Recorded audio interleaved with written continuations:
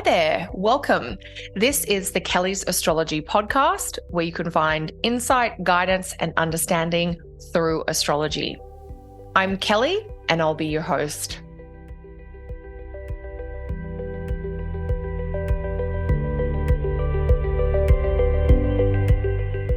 Hey there, everyone, and welcome back to another episode. This is episode 24, and I'm going to be taking a look at some of the astrology of the week starting December 2nd.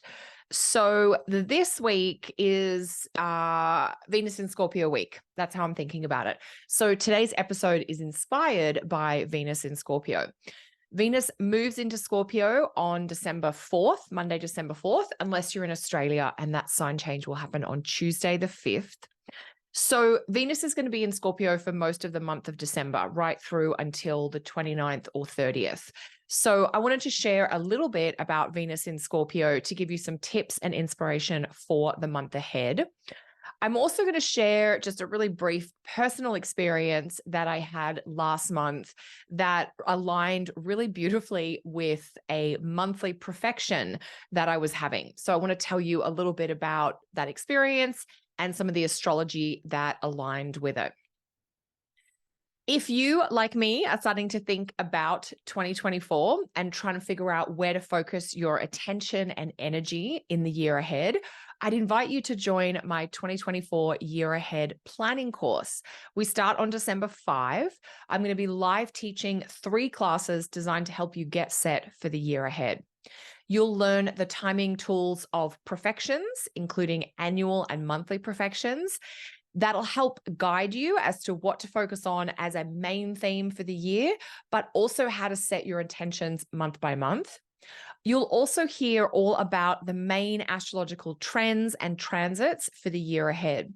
So if you'd like insights on how to make the most of 2024, I hope to see you in class next week. Pop on over to my website, kellysastrology.com, where you can find out more or sign up today. That is such a fun course that I teach each year. It is designed to teach you some of the most accessible timing techniques we have in astrology, but also give you the insight around what the astrological trends look like for the year ahead so you can plan accordingly. So we have a lot of fun. I have my senior TAs, Larry and Michael, join me in that program. So we have lots of info to share. We've got lots of space for questions and discussion. So if you want to learn more about predictive astrology, about how to time your life with astrology, and how to really get set for 2024, I hope to see you in class. All right, team. So if you are interested in that, all the details are on my website, kellysastrology.com. So let's talk a little bit about Venus in Scorpio. This is one of those placements that is kind of much maligned and sometimes misunderstood, I think. So let's talk about a couple of those key points straight away. First up, yes, Venus in Scorpio, this is the detriment placement for Venus. It's one of 2 detriment places. And what does it mean for a planet to be in detriment? This means that the planet is in a place where it lacks access to appropriate resources. It doesn't mean it's bad. It doesn't mean it can never do anything. It just means it's having to be a little bit creative at times to work with what is available when it's not totally suited for the task at hand. So Venus in Scorpio, it might be being invited to some fancy dressy type event and not quite having the right outfit and having to cobble together a few things and kind of make do. That's just a very simple example. But the idea here is that when a planet is in the place opposite its rulership, so Venus rules Taurus, but it's in Scorpio, the sign opposite, it's kind of out of sorts. It can be like a stranger in a strange land, and it doesn't have access to the resources that it needs. So you know what it's like when you don't have access to the resources you need. One of the big resources we're all juggling in various ways, even more so today, is money. When you have a lot of money, you don't think about the cost of things in the grocery store, for instance. When you don't have a lot of money, you think very carefully and almost obsessively about the cost of things in the grocery store. And you're also making choices about what to go without, what to make do with, and where to actually spend that precious but limited resource that you have. So with Venus in Scorpio, we're all being asked to make some similar choices. We might have less resource for things of a Venusian nature. We might have less time and energy for leisure, pleasure, and romance. So then we're like, okay, instead of having a weekly date night this month, we're only going to be able to squeeze in one date night throughout the whole month. So instead of doing one a week and having 4 date nights a month, maybe we're just going to have one over the whole month. So then it becomes this really important, precious thing, and we can feel pressure to make it as, wonderful as we possibly can. So when a planet is in detriment, it's also got this unstable, this slightly wobbly quality to it. It's not sure. It can't always make the commitments that it wants to because it doesn't know if it will be able to uphold those commitments and agreements. A planet in detriment also has an unconventional, going against the grain quality. So with Venus in Scorpio, Venus being a planet of desire, of pleasure and enjoyment, the things that we delight in might be a little unusual, unconventional. They might take us into deep, mysterious or murky territory. Maybe you really are attracted to, I don't know, thriller type movies or things that are a little bit dark and a little mysterious. And, there's sort of this veneer of power or control themes. And Venus in Scorpio wants to get close to that to try to understand it. But we're really at the edge of what's comfortable or what is kind of accepted. So we want to push our limits a little bit and maybe explore things that are a little different from what we've been drawn to in the past. So Venus in Scorpio is setting a little bit of this unstable, unsettled energy, but also this unconventional questioning things that maybe have been really normal for you. It's like, I want to be a little on, that sort of pleasure pain edge. Sometimes when you go to get a massage and the person is pressing really firmly on you and it's right on the edge of like, I'm enjoying that, but if you just go a little bit more, it's going to be painful. Venus in Scorpio really wants to walk that edge of how close can we go to something that's uncomfortable, but stay in the place of comfort. And so that edge is different for all of us, and it comes around different topics. For some people, it's like, another example would be spice in your food, voluntarily having that heat and that kind of discomfort because there is an enjoyable quality to it. So with Venus in Scorpio, this is Venus in a sign ruled by Mars. So desires that have a sharp edge, that kind of push, that can be a little bit spicy or spiky, but certainly things that have a quirky quality or that have that avant-garde kind of different edge to it as well. Venus in Scorpio is going to ask lots of questions. She is kind of shaking things up. She's looking in dark corners. She's looking under the rug. And symbolically, each of us is going to maybe focus on something that we've been ignoring that isn't quite as functional or stable as it could be. So questions coming up that might be a little uncomfortable. They might be a little bit confronting. You might not have the answer. You might have to sit with it and kind of really contemplate or ruminate. This is Venus in a fixed water sign. So we're not doing anything quickly. We're going to need to attend to those deeper emotions that are often hidden or kind of pushed down. Because in Scorpio, we're exploring the emotions that are a little more uncomfortable. Emotions to do with anger or rage or betrayal, emotions to do with trust or broken trust. And we're really exploring things about loyalty and alliances. Who am I aligned with that I might feel safe with and trust? And who am I kind of in connection to that I've got a question mark around how loyal that connection is or how safe you feel? Venus in Scorpio definitely begins from a place of suspicion. I'm not sure about it, and I'm going to hold myself back and observe and watch until I gather some evidence that shows me, that kind of proves this sensation that I have. Okay, I think this person is trustworthy, but I need to see 5 examples of that before I'm going to go all in. Or I'm unsure about aligning with this person. Let's give it time and see if there's any experiences or events that confirm I shouldn't connect with that person. So this is some of the questions, the reflection, and the ruminating that Venus in Scorpio is going to put us all into a space of. Now, keep in mind that Venus coming into Scorpio, it's not the only thing going on astrologically this month, but it is a really notable theme for the entire month. And so you might prefer to spend time with people you already know. You might prefer to get together in smaller gatherings rather than large, overwhelming gatherings. Venus in Scorpio really embraces the darker, kind of less comfortable emotions and traits. So, Venus in Scorpio is like asking you to be honest with yourself about things like power, about control, about what really motivates you. Like, what is the hidden thing driving you deep within? And maybe you'll be seeing the hidden motivator in those around you.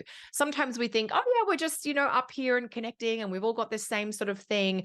And then we get into it and we're like, oh, there's a deeper reason for why that is. And that's what Venus in Scorpio is asking you to connect with, the deeper reasons, the deeper whys for yourself and those around you. Venus in Scorpio is also really willing and comfortable, really able to explore that darkness within. Sometimes we make decisions that are in reaction to something that happened in our past. Sometimes we make decisions that are coming from like a defensive place. And so Venus in Scorpio is asking you to get to know, are you always playing offense so you can avoid having to defend yourself? Or are you always in that position of defending yourself because everything that happens is an attack on you? And so Venus in Scorpio has this revelatory quality that helps you see what's really going on. Maybe you're acting from an old pattern where you're constantly defending yourself because you think you're constantly being attacked. Maybe you were when you're a kid or a teenager or in your early 20s, but maybe you're not now, and we need to rethink or change that pattern. So one way that I also like to get into some of the different astrological themes is to take a look at the birth charts of some people who have these planetary placements in it. In them. So there are a few people, obviously there's lots of people with Venus in Scorpio, and there's just a few that I want to call out briefly because I think it will help all of us just get a feel for this vibe that is such a big part of December. And the first two Venus and Scorpio famous people that I want to mention, the first one is Steven Spielberg, and the second one is Agatha Christie. Two people who I hope need no introduction. Steven Spielberg, obviously a filmmaker. Agatha Christie, really sort of the queen of the murder mystery kind of genre. So Steven Spielberg has Venus in Scorpio conjunct Jupiter, and Jupiter does rule Spielberg's midheaven, which is in Pisces. And Agatha Christie has Venus in Scorpio, and it's in her third whole sign house, and it rules her Taurus midheaven, which is in her ninth whole sign house. So Venus in Scorpio for both Spielberg and Agatha Christie is kind of tied into their career themes. In Spielberg's chart, Venus in Scorpio is conjunct Jupiter, the ruler of the midheaven, whereas in Agatha Christie's chart, Venus in Scorpio is actually the ruler of the midheaven in Taurus. Now, both of these people are known for telling stories with darker elements. Spielberg tells stories through movies that are about kind of monsters or alien creatures. Jaws and E.T. come to mind. And Agatha Christie, of course, is telling stories about murder. What happens when somebody is murdered? Why was the murder committed? Those types of things. So that murder mystery takes you into some of the compelling reasons about why people might take very drastic or dramatic action. So these are both storytellers that look at some of the more intense, sometimes desperate choices that people might make when they're in a very trying circumstance. So I thought they were two interesting people to see an expression of Venus in Scorpio coming through. I also think some of the stories that Spielberg and Agatha Christie have told are really about exploring the actions people might take when they don't have power or they want to reclaim something that's been lost. So acting sometimes from a place of feeling compulsion or obsession, and sometimes from a place of desperation. Remember we talked about Venus in Scorpio as being a planet in detriment, which indicates not having the resources we need. And sometimes the stories that Spielberg and Christie are sharing are about what do people do when they don't have the resources. So that's an interesting way of thinking about those people. Two other really, actually three other incredibly talented individuals with Venus in Scorpio, Dame Joan Sutherland, John Legend, and Dionne Warwick, all amazing musicians, beautiful voices, evocative music and sound that makes you feel something very profound. And so, they're three very different musicians. There are lots of musicians that have Venus in Scorpio, and there's a real rawness, a real richness, almost like a textural quality to their voices and the kind of music that they're creating. So there's three other examples for Venus in Scorpio, just to give you a little bit perhaps of inspiration or setting the mood. And finally, I want to mention a sports person, Serena Williams. And Serena Williams, is a Taurus rising chart with Venus in Scorpio. So Venus in Scorpio does play a bit of an outsized role in her chart. And she's really known for her intensity on the tennis court for sure. And I imagine in her life too, but also her tenacity and her enduring power. I was always struck by Serena Williams and Venus Williams when they came up through the tennis world, the different energetic qualities around both of the sisters. And I use this in a lecture that I have on my website on temperament, looking at the different temperament between Venus and Serena Williams. And Serena definitely has more of that melancholic temperament, the having and holding, but also the slow to get started, but the great staying power. So that's something also very true about Venus in Scorpio. She begins from this place of uncertainty, lack of resources, lots of deep questions. And then as we overcome that, whether it's uncertainty, insecurity, when we navigate through some of those questions, Venus in Scorpio draws us towards something that we settle on, that we focus in on, and that we can become very driven and very determined around, like our staying power. Once we've locked in, we're going to see that through to the very end. In fact, we might keep going with it after a point at which we should stop, because a planet in a fixed sign sometimes doesn't know when to leave the party. So a number of different examples there, but hopefully just to give you a little bit more insight into some of these planets. I find sometimes looking at the charts of people who have a planet sign combo that we're working with is just helpful to get you deeper into the mood and sometimes the mindset of how this placement can work. Now, of course, there is a lot more to each of these individuals' lives and charts than just Venus in Scorpio, absolutely. But if you're wanting to think about Venus in Scorpio for you personally, I would really encourage you to look at the houses that are ruled by Venus in your chart. So think about the houses where you have Taurus and Libra on the cusp. And then think about how Venus moving through Scorpio might influence these areas of life. And you might find that the topics of the Taurus and Libra part of your chart, the houses that have Taurus and Libra on them, they may be areas in your life this December where you're asking some of those deeper questions, where you're experiencing a bit of an unsettled or unstable time. Maybe that is where you are asking deeper questions, where you're exploring what your true or hidden motivations might be. Maybe you're working through a power dynamic with another person. If Taurus or Libra is the career part of your chart, then maybe there's a power dynamic with someone at work that you're having to navigate and really get into. If Taurus or Libra is 11th house of friends, it might be that there is a bit of an awkward or a moody power dynamic with a friend or in a social group that you're trying to understand and manage. You also might feel kind of compelled or a little bit obsessed around the topics of your Taurus and Libra house throughout December as Venus moves through Scorpio. So there's a few different ways that you can tap into this transit influence of Venus in Scorpio. But of course, if you have Venus in Scorpio in your birth chart, let us know some of your experiences with this in the comments below. Now, while Venus is in Scorpio, she is going to make a number of aspects with other planets. She will link to Saturn in Pisces, Jupiter in Taurus, Mercury in Capricorn, Uranus in Taurus, Neptune in Pisces, and Pluto in Capricorn. So Venus in Scorpio is busy. She is navigating a lot, and she's doing it kind of, flying by the seat of her pants without having all the best preparation. And so each of those aspects that Venus will make over the next 4 weeks is going to bring out a nuance or a little different facet to this deeper trend of Venus in Scorpio. I will be sharing about all of those aspects that Venus in Scorpio makes inside my monthly membership. So if that's something you want to keep up with, I'd invite you to join us inside the membership, which you can do over at kellysastrology.com. So that's a little bit of a deep dive into Venus in Scorpio, and it's got some great info that will hopefully help you through this month of December, but it might also help you understand Venus in Scorpio if that's something in your chart or if that's something in a friend or a loved one's chart around you.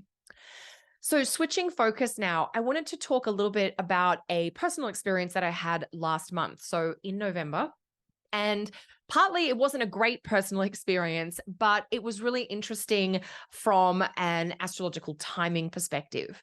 So I actually got really sick in November. I just caught one of those nasty bugs that is going around, and was off work for almost a week. And it was a little unusual because I'm not someone who typically gets sick. In fact, my husband said to me, he goes, "I don't think I've ever seen you that sick." I have had COVID in the past. This wasn't COVID. And he said, even when you had COVID, I don't think you were as sick as you were last week. So I had just sort of a bad type of flu, and was just knocked out for a few days. And I sort of thought I was getting better at one point, and then the next day I was even worse. So it was just a terrible week of illness, which wasn't great, but I'm on the mend now and feeling much better. And I know lots of people have been dealing with odd bugs or different kinds of colds and flus. So, if that's you, I totally sympathize. But it was interesting to me, because I don't typically get sick. I was like, I wonder what's really knocked me out this week. And it could have been a bunch of things. Of course, we'd had some social events, we'd had a big party, so celebrating and indulging, things I don't normally do. But of course, as an astrologer, I had to look at the astrology. So one of the timing techniques that I use personally is profections. I use annual profections, and I also use monthly profections. So in my annual profections, my Time Lord or guiding planet is Mars, and I got really sick in the week before the Mars Cazimi. And one of the definitions or descriptions of a planet that is in combustion. So even though Mars had this Cazimi moment in November that was like really good, the week to 10 days before, of course, actually longer than that, but Mars is in this state of combustion, which is considered really weakening for a planet. And because Mars was my personal Time Lord, I almost felt that very literally. And one of the descriptions they talk about a planet in this combustion, so going into the combustion, is a planet describing like a person who is unwell and who is taking to their sickbed. So I'd known that definition for a long time, but it's the first time I'd really felt it so literally. And then so Mars is my Time Lord planet for the whole year. But in the month of November, I was in a monthly profection that was guided by the moon. So Mars wasn't in great condition because it was in combustion for most of the month. And I was doing okay for, obviously the moon was my Time Lord for a whole 4 weeks. And I was well for most of the time. But then the moon went into her 2 difficult signs, and the moon went into combustion. And this was right around that Scorpio new moon, when the moon is, of course, conjunct and combust the sun. And the moon was also combust the sun while in the sign of her fall. And I woke up that morning sick. I just woke up and felt terrible and didn't get out of bed all day. And so that week, the moon was in Scorpio for a couple of days. Then it went into Sag, and I thought, I'm feeling a bit better. And then the moon went into Capricorn, the sign of her detriment. And that was when I crashed again. So it was just a really interesting sort of reflection or resonance of how I felt physically and what was going on with 2 planets that were really involved in describing the energy of my life at that point in time. And the moon and Mars are known in traditional styles of astrology for being planets that have things in flux that indicate the breakdown of regular routines and rhythms. So it was a really interesting personal experience. So I just wanted to share that story with you, but also to check in and see, do you use profections? Do you use monthly profections in addition to your annual profections, or are you just focused on the annual profections? So the summary was, the 2 Time Lord planets, annual profected Time Lord and the monthly profected Time Lord, were both in not great condition, and I got sick. So that was just a really interesting reflection for me. Let me know if you are using these techniques, how you see them show up in your life. I really love working with monthly profections. I've been doing a lot of work with this technique over the last few years. And when I mentioned this over on Instagram, lots of people didn't know about monthly profections. So I thought it would be great to share this story with you here, in case you too hadn't heard about that. And if you hadn't heard about monthly profections, but you would like to learn, that's one of the things I'll be teaching on in the Planning for 2024 course, which starts this week, December 5th. So if that's you, definitely pop over to Kelly's Astrology, where you can sign up and join me in that class. So that's it from me for this week, everyone. Thank you so much for listening. If you are enjoying the podcast, please subscribe, like, or follow wherever you are enjoying listening to the show. I'll be back with more next week. Until then, everyone, enjoy getting to know Venus in Scorpio. Bye for now.